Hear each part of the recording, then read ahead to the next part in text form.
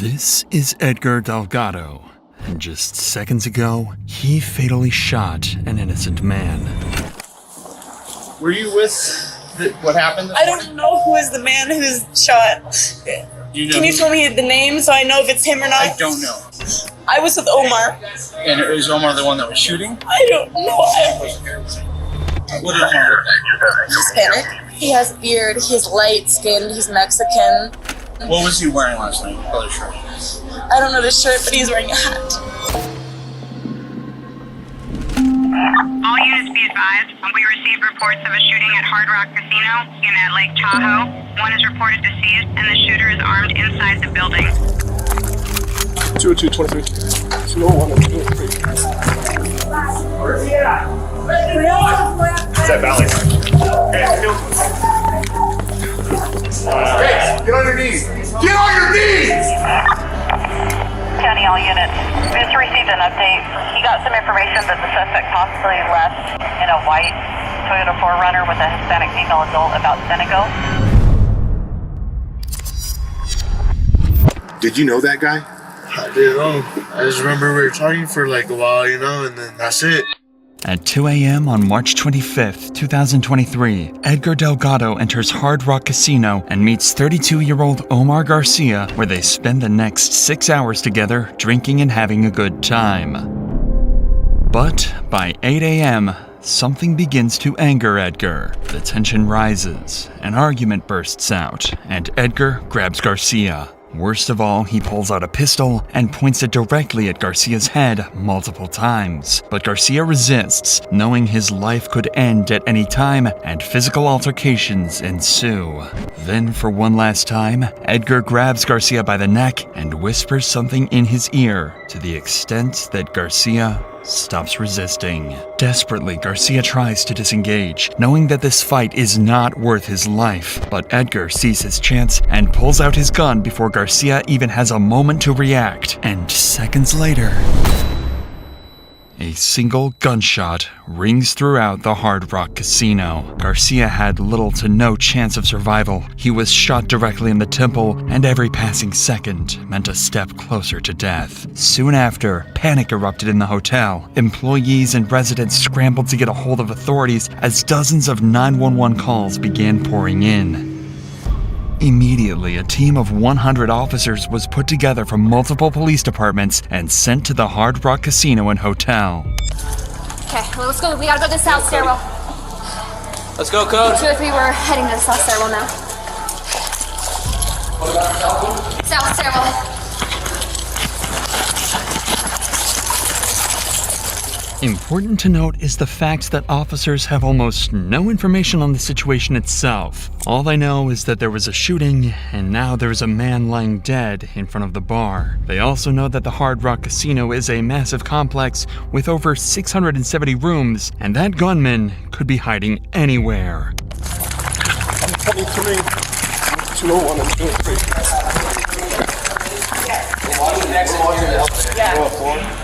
Hey, Matt, Keenan.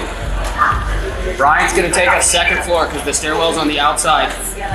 Brian's taking us right here, second floor. We'll hit our stairwells up. We're in the floors.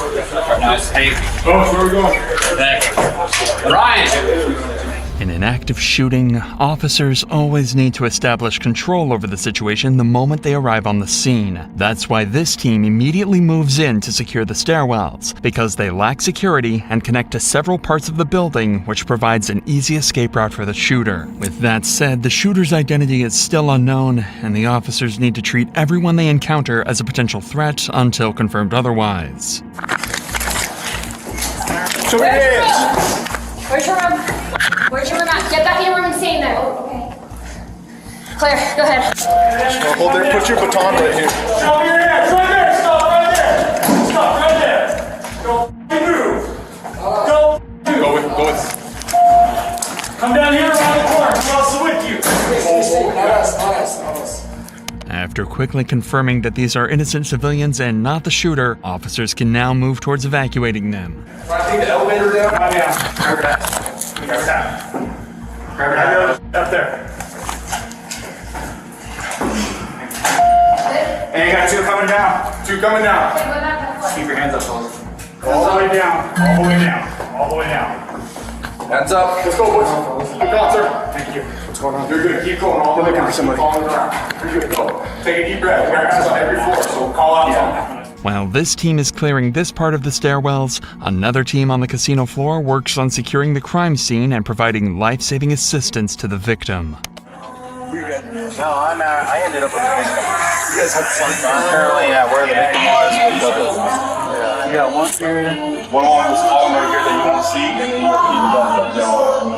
you got Although emergency services were quick to respond and Garcia was transported out quickly, it was far too late to save him. He was pronounced dead within minutes. Worst of all, the killer was still on the loose, and every second wasted meant that officers were further away from catching him and more innocent lives were in danger. That is why the team on the casino floor immediately starts gathering witness statements to try and figure out exactly what happened. The first was someone who was able to get a closer look at the crime scene immediately after Garcia was shot.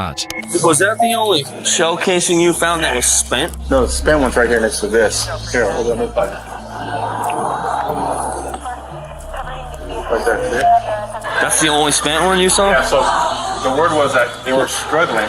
Yeah. I was just holding the arm down, and then I guess got free and one shot. So one shot. That's why I think the guy's still alive. Where was he hit? In the stomach? Oh, it was in the head. Yeah, that's brain matter. Oh, you're right. Yeah. The next witness was a girl that Omar was on a date with just hours before the murder. Hello. Were you with what happened? I don't know who is the man who's shot. Do you know Can you who- tell me the name so I know if it's him or not? I don't know. Okay, I was with Omar. And is Omar the one that was shooting? I don't know. What happened was I came in here after my work with a man named Omar as a What did date. Omar look like? Hispanic, handsome. Did he have a All beard? incoming units meet 272 in Valet at Hardrock. What's that? I just met him last week Okay, so you or don't 2 know if he weeks has ago. a beard? I just met him, but I know he's like close contact with a lot of people in town. Okay. I know that he's very important in town as a person. Okay. You know what I mean? Like Just everyone as loves a him. description though, does he have a beard? He has a beard. He's light skinned. He's Mexican. What was he wearing last night? What color shirt? I don't know the shirt, but he's wearing a hat, a backwards hat or black baseball hat. Okay. Even though this girl was praying that it wasn't who she thought, she does not know yet that it was in fact Omar who was shot and has even passed away. Although tragic, officers cannot spend any time on grievances. They have no clue what the killer looks like, what his escape plan is, and who he could possibly harm next. This is where they begin executing the last step of their response, chasing the shooter down, which begins with multiple SWAT teams initiating a wide search of the entire building, checking every hall and every corner.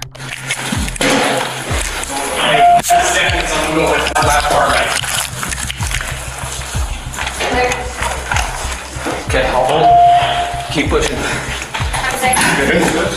Take a deep breath, fellas. Yep. Good job. 202, we will be on floor 9.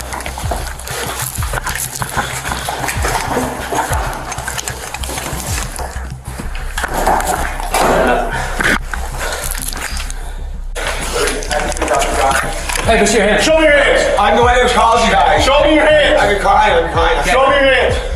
I've been crying. Turn around. Hispanic guy, beard, gray shirt. They're right there. Down here. Down They here. got him. Down here. I called me. Down here. Call me 911. Both of you step over here. Okay. Step behind us. Yes, yes, Oh yes, my sir. God, you guys. Yes, sir. Can you believe it happened? I was down there playing when it happened. I ran in the bar and I saw the guy on the floor. Okay.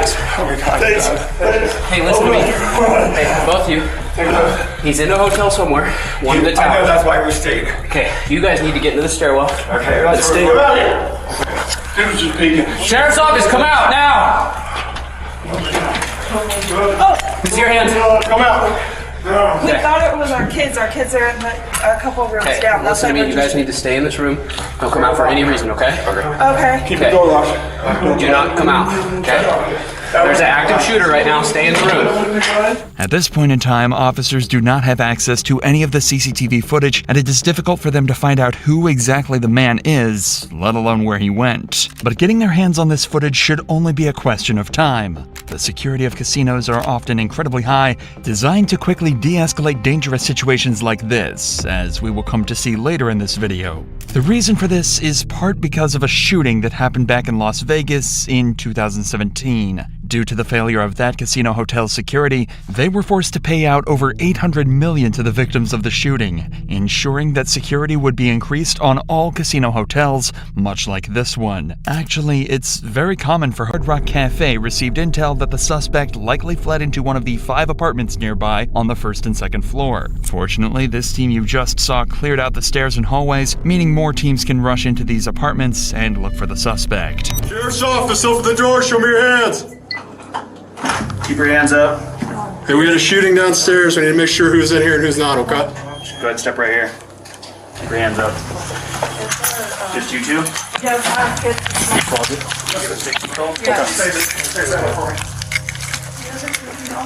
Yes, you need to stay inside, okay? Clear. I got this one. Hi, I'm at Sheriff's Office. Everybody good in here? Yeah, we're good. How many people? 4. 4? Y'all here? Yeah. Okay, can we just check, make sure everybody's okay? Yeah. Nobody's hiding? Awesome. Thank you, ladies.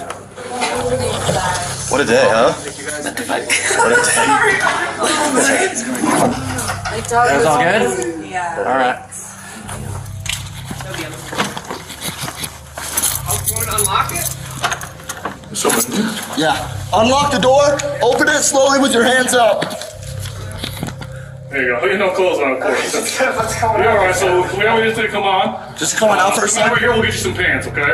Anybody else in the room? Go step over here. Okay. Is there anybody else in there? No. All right, stand up there. Step over here. Can I ask what's going on? We'll get to you in a second. Shooting. Holy fuck, it's hot, man. Clear, coming out.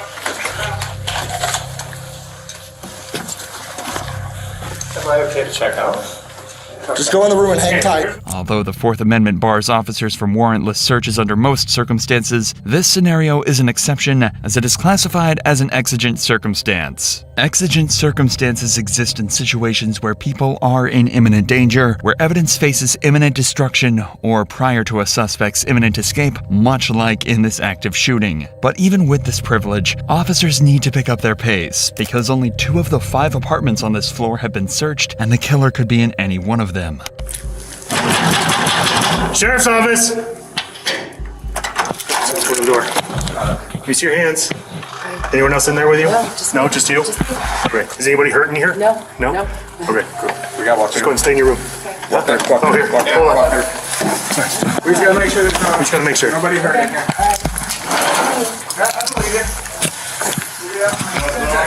No, I don't. They're gonna shoot on the casino floor, so. Oh my God. Sorry.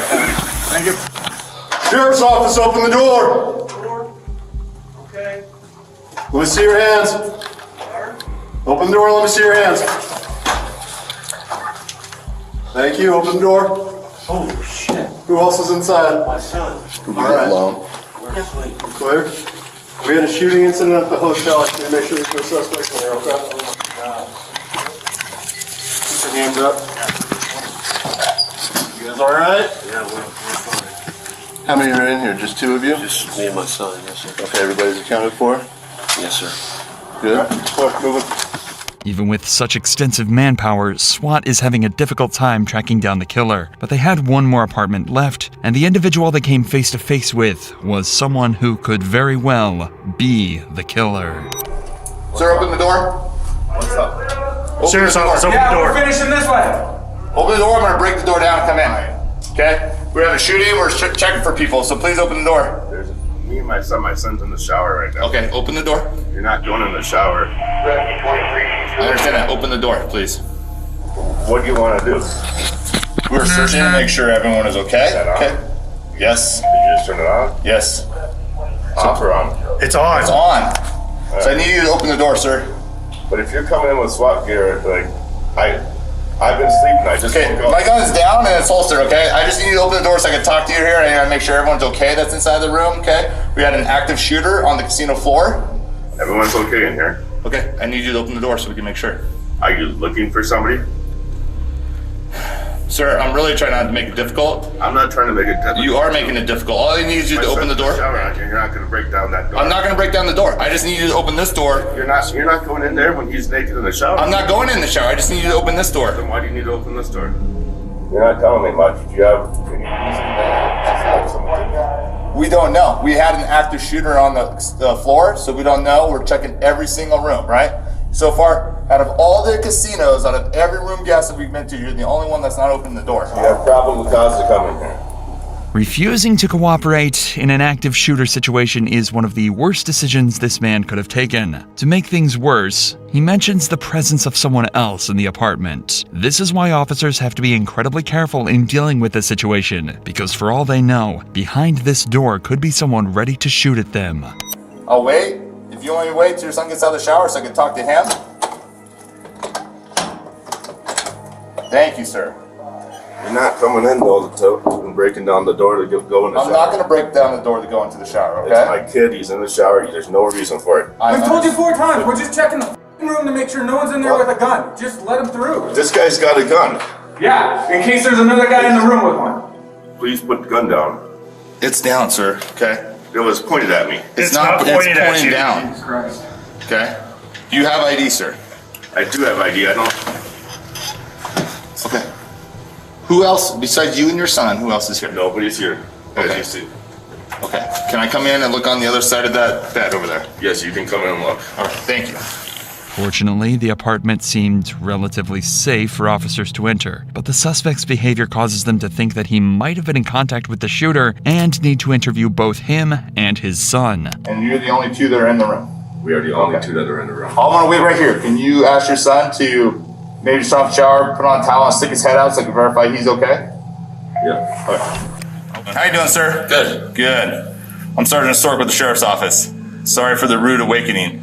We had an active shooter on the casino floor, so we're going room to room, making sure everyone's okay, no one was shot. There's no one that's tried to come in, get in your room. Okay? Obviously, it's just you and Just father, us 2. right? Have you apprehended the suspect? That I do not know yet. Am I So, no. believe or not?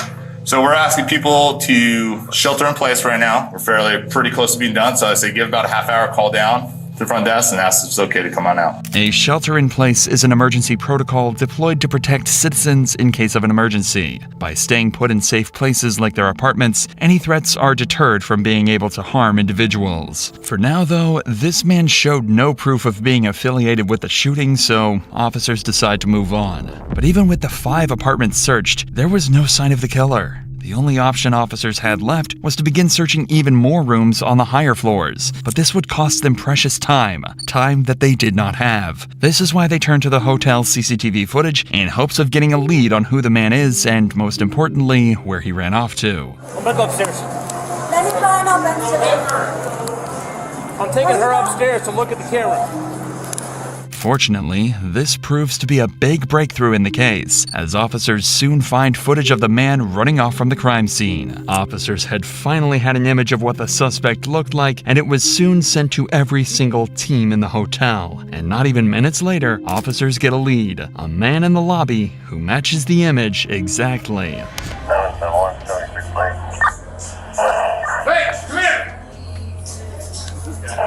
Hey, hands up! Put your hands up! Get on your knees! Get on your knees! Down! Get on your knees! You two, get the out of the way! You, out! Up against the wall! Up against the wall! Up against the wall! Turn around against the wall! You got him? Hey. Where are you coming from? My hotel room. Huh? What room? Yeah. I don't know. Go, hey, get the out of here! Cover down, look at this.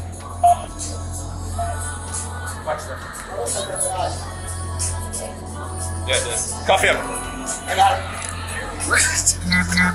One hand's on. Two hands on your back. Cross-referencing the image to the suspect, the two are almost an exact match. However, officers are still not entirely certain and need to have a closer look before taking the next step and arresting him. Hey, I'm take his cap off.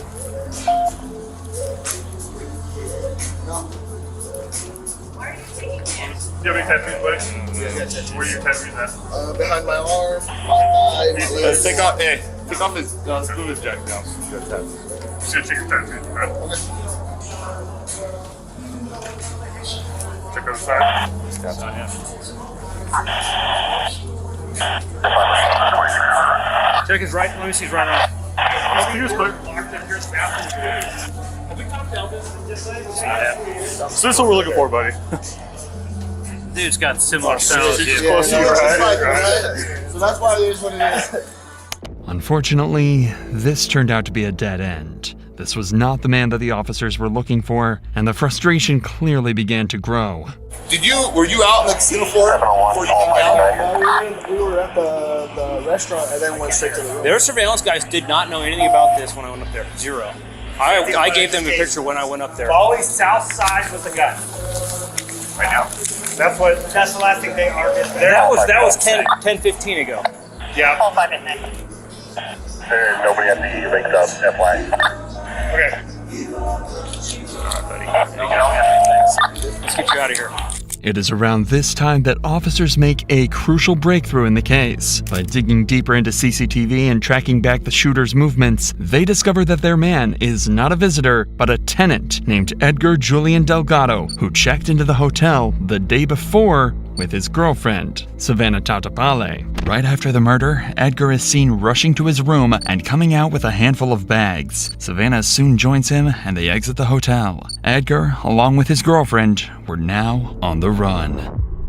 Despite the fast response from police, Edgar was able to escape because no one had a description of the suspect yet. And as we would later see, he even had a close call with an officer before he escaped. Immediately after finding out Edgar had escaped, all roads and highways in the state were placed under heavy monitoring. They were not going to let a murderer escape. And while they waited for Edgar to fall into their hands, they began interviewing hotel employees to understand the motives behind this murder, starting with a security guard who was present at the time of the murder, Robert Bells. And as he and I were finishing the cigarettes, we heard a loud boom, like a shot. Within 10 seconds, the dispatcher, who was Santos Nunez, said someone has been shot at Center Bar. And he relayed that information over the radio? He relayed that information over the radio. I heard the information. Okay. I stepped into the center hallway and proceeded down towards the Center Bar when I saw a rather large man, about 6 foot, 6'1", walking in my direction. Okay. My thought was, this is the guy who just shot someone at the bar, because he seemed a little agitated walking. So I immediately turned around. I stayed far away enough till he exited to the left going towards the security podium. That's when I walked out. I'd overheard earlier the traffic that a gunshot, somebody had been shot at the bar. And that's when I walked over and I saw a man laying there in a pool of blood at the bar. From what Robert says, the killing itself was quite a big scene at the Center Bar. Yet the response was so slow that Edgar was not only given the time to escape, but pack his belongings before doing so. To make matters worse, Edgar actually walked in front of the security podium, the point at which the entirety of the casino's security cameras were managed by guards. Security likely decided that pursuing an armed suspect, especially one responsible for a shooting, was not a wise decision to make, and rather opted to keep tabs on his whereabouts. Regardless, it is unfortunate that Edgar was given enough time to escape comfortably. At this point, officers move on to the next employee, Noble, who gives more insight into what the two were talking about before Edgar pulled the gun. Were you able to hear what kind of conversations they were having, what they were talking about? Not exactly. I wasn't really processing. It was still kind of early for me as kind of background noise to me, but okay. They were, Now, well, as they're being loud, was it a loud argument? Were they just being loud, laughing, joking? It seemed more like just kind of tough buddy stuff, I guess. More joking, I would think. In what way would you describe that, the tough buddy stuff? Comments like each they other? did mention they were starting it like, oh, joking, like I could kick your ass. No, no, you can't, type thing. Okay. And that's when, they started just scuffling up a little bit. There. Do you remember who told who initiated that type of conversation? No, I can say for sure. Friendly banter turning into a murder is something highly unusual. There is a crucial piece of the puzzle that detectives are missing out on, and the only person who can give it to them is Edgar himself. But in order to catch him, officers have to be patient. They already know what his car looks like from the CCTV footage, and checkpoints have been set up on all roads leading to the Hard Rock Casino. This meant that it was only a matter of time before Edgar fell into their hands. And sure enough, hours later, Edgar's vehicle would approach one of these checkpoints near Highway 50. There was no escaping anymore, and officers could finally get the answers they've been so desperately searching for. Turn around for me, Edgar. No, towards me, man. Edgar, my name is Steve Schultz. Yep. It's nice to meet you. What's your last name, Edgar? Delgado Gallardo. Delgado? Gallardo. Gallardo? Gallardo is my maiden name, so I don't go by it, but too much. So you go by Edgar? Delgado. Delgado. Yeah. Got it. Edgar, I'm going to want to talk to you back here in the town of South Lake. Okay? That's fine. So the sheriff's department here in California is going to bring you back so that we might be able to talk to you. I don't have my glasses, so I can't really see. Where are your glasses? I have no idea. They might be in my girlfriend's car. That's your girlfriend's car? Yeah. Savannah. What's her name? Savannah. Savannah. I understand. Okay, so I'd like to meet with you. I'm just going to have my partner take a couple of photographs of you. Where did Kruger? He is in Nevada or California? I am a Nevada detective. So Okay. I'm from the state of Nevada where the casinos are. Yeah. You're being held right now in California by the El Dorado County Sheriff's Office. Even though Edgar was arrested in California, he'll still be charged under Nevada law because that's where the crime took place. In fact, California police will need to send Edgar back to Nevada through a process called extradition. This is required by the extradition clause in Article 4 of the U.S. Constitution, which states that if someone commits a crime in one state and flees to another, they must be returned to the state where the crime occurred to face trial. This ensures that Edgar is tried based on laws of the state where the crime happened. And in Nevada, first-degree murder results in either life without parole or 50 years with the possibility of parole after 20. Now, I understand that I can smell that you've had a little bit to drink. Okay? Yeah, a little bit. So I'm going to give I've been drinking since we got into over there at 1:30, and I've been drinking till 7 a.m. Okay. So what I want you to do is I just want you to have a seat in that car. We did you a solid, right? Got you out, let you take a pee. Right? Yeah, you okay? I'm good. All right. I'm good for now. It is chilling to see Edgar act so nonchalant after taking the life of someone who wished to be friends with him. But this explains several of Edgar's mannerisms. The slurred speech, the lack of understanding, his stumbling while escaping from the casino, and most importantly, his sudden impulse to shoot Garcia. Although aggression to this extent stems from an individual's personal decisions, alcohol can often act as a catalyst. According to the NIH and WHO, alcohol is the most commonly associated drug with aggression compared to others that affect body function. This means that Garcia was murdered at the whims of a twisted drunkard, and Edgar needs to give them answers. But before an interview proceeds with him, detectives decide to interrogate his girlfriend, Savannah, in order to understand Edgar as a person, possibly giving them invaluable evidence to charge him with murder. Hi, Savannah. Hi. My name is Nadine. Nice to meet you. Jenkins is my last name. Nice to meet you as well. I'm a detective with Douglas County Sheriff's Office on the Nevada side.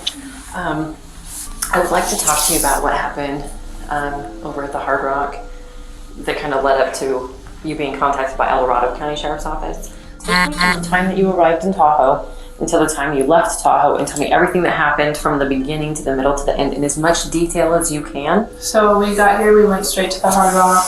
We parked in the front, we walked in, checked in, moved. After we checked in, we went and we parked in the parking garage, and then we went to our hotel. We went up to the hotel room, and then we went down to the casino area, and we had a few drinks, and then I was not feeling well, so we went back up to the room, and I was puking, and then he left. He said he was going to be back in 30 minutes, and then I fell asleep on the bathroom floor. Okay.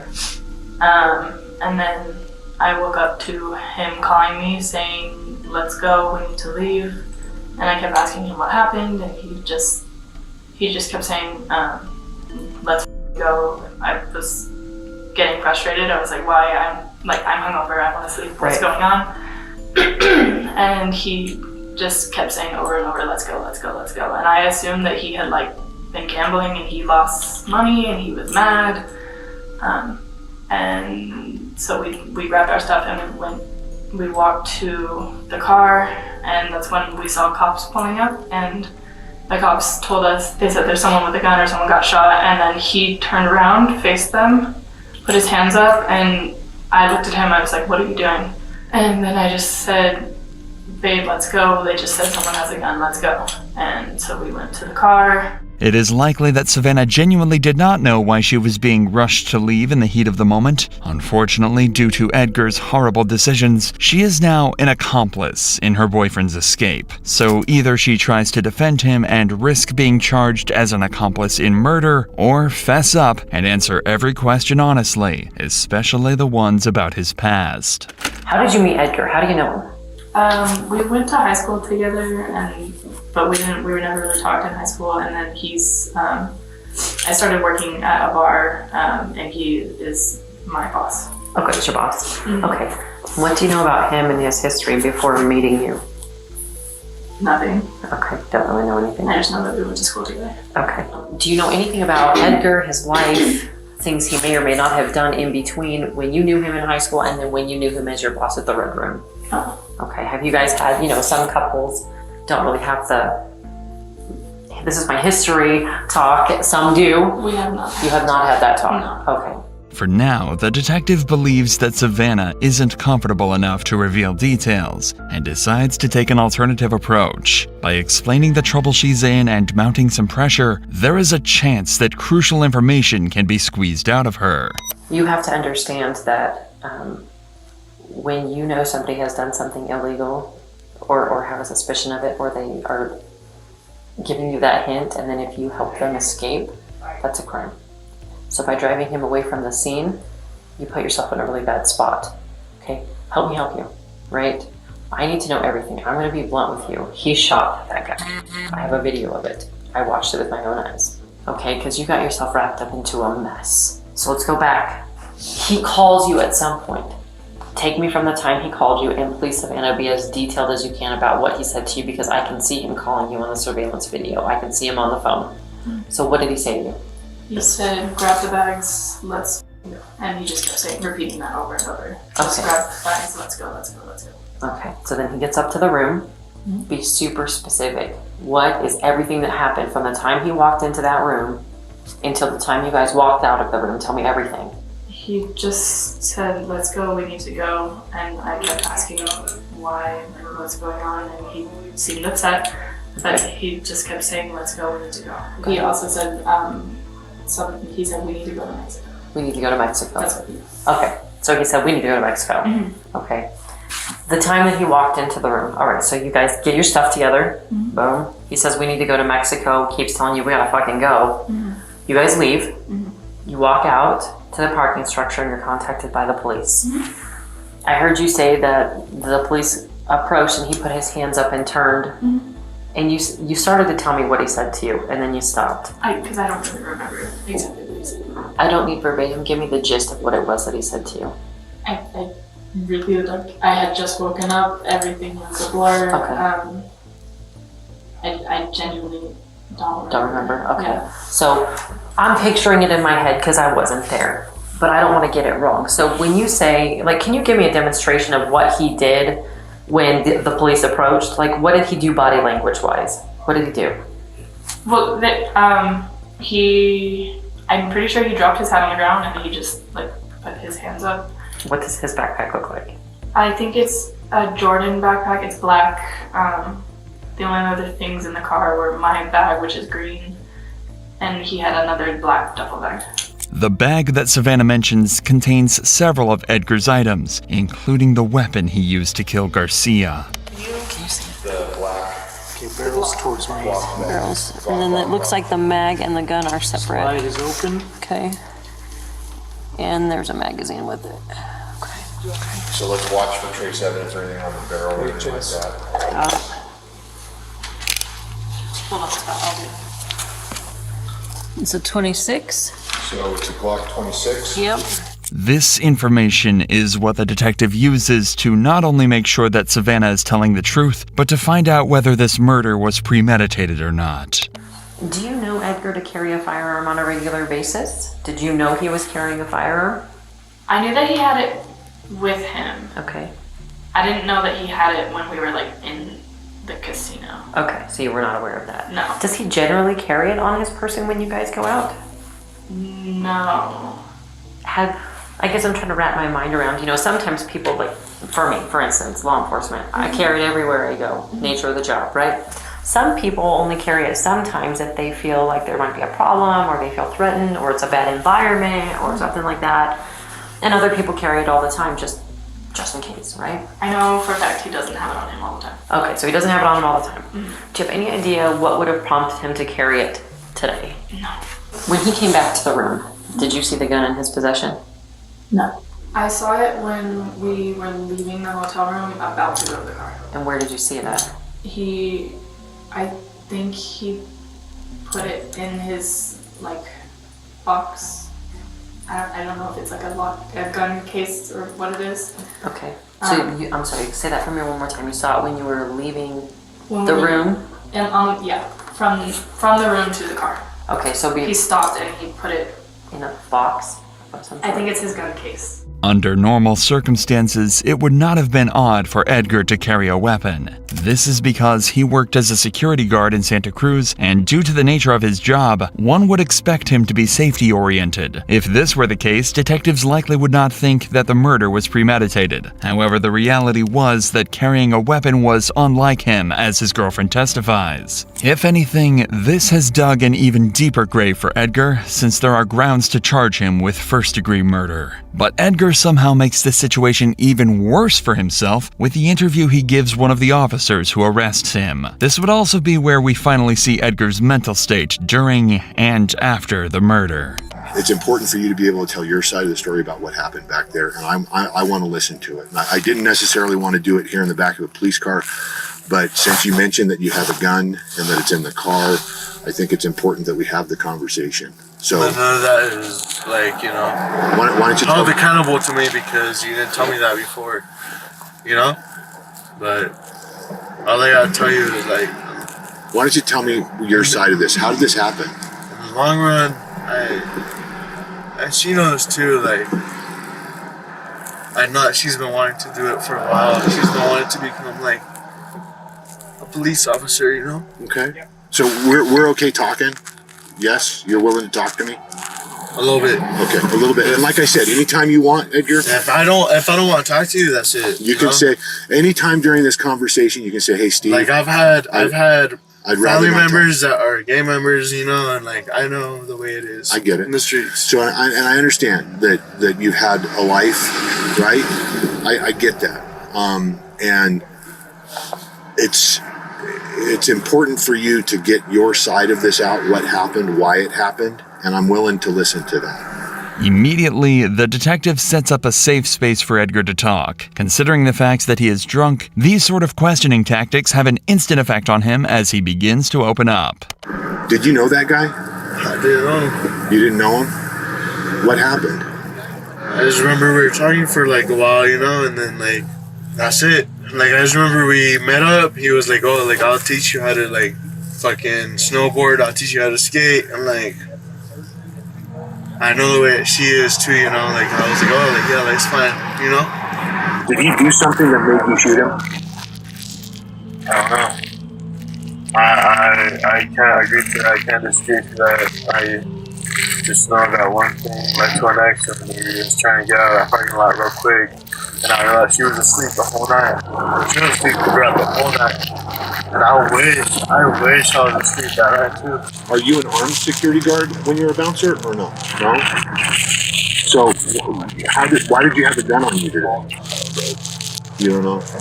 I appreciate you taking the time to talk with me, and I think it's important that you just get it out. Tell me the whole thing about what happened, what was said, why it happened. Slowly but surely, Edgar begins to crack. The tears begin to flow, and his consciousness starts to catch up to his actions. This seems like, from what you've described, as kind of a spur of the moment thing. Something happened. I'd like to know what. I wish I know what happened. I wish I did. I'm not one to just like react like that, you know? React like what? I don't know. How many times did you shoot it? Do you remember? I don't know.